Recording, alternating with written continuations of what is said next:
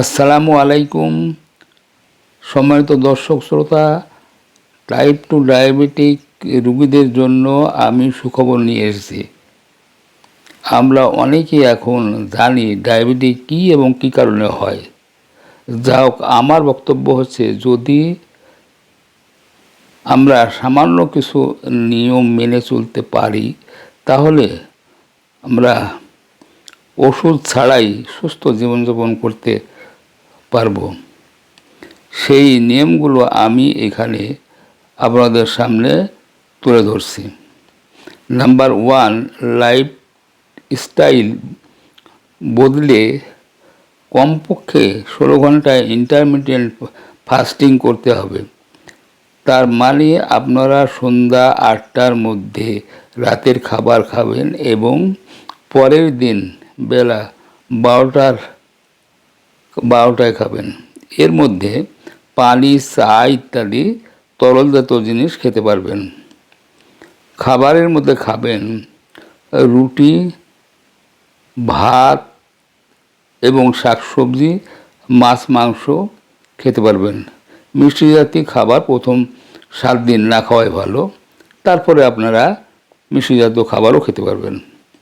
দুপুরের খাবার 4টার সময় কাঁচা সালাদ, যেমন লেটুস পাতা, পাতাকপি, স্পিনাচ,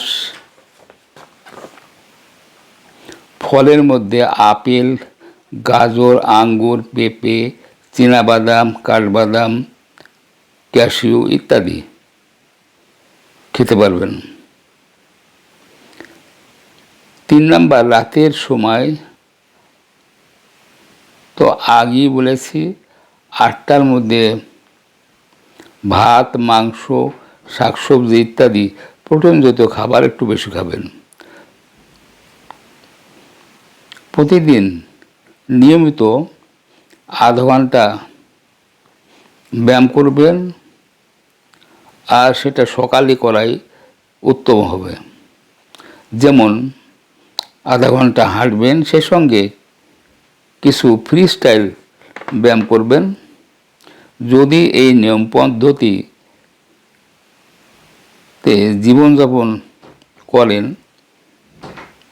তাহলে সুস্থতার সাথে হাসি খুশি থাকবে ইনশাল্লাহ।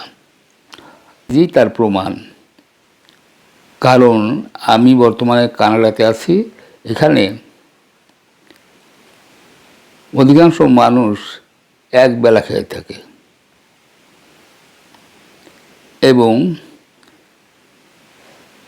ফাস্টফুড জাতীয় খাবার, পাউরুটি, ড্রিঙ্কস সবই খায়। কাজে এদের ডায়াবেটিক হওয়ার কোনো সম্ভাবনাই নাই।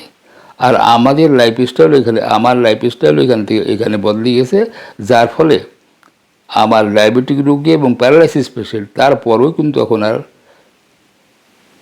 ডায়াবেটিক নাই এবং সব কিছু খাই আমি। এমনকি রসগোল্লা, মিষ্টি, পানিত সব কিছু খাচ্ছি। আবার এই কথাগুলো শুনে ভালো লাগলে ভিডিওতে সাবস্ক্রাইব, কমেন্ট, লাইক, শেয়ার করে সঙ্গে থাকবেন। পরবর্তী নতুন নতুন ভিডিও পাওয়ার জন্য সকলকে ধন্যবাদ জানিয়ে এখন এখানেই শেষ করছি। আসসালামু আলাইকুম ওয়া রাহমাতুল্লাহ।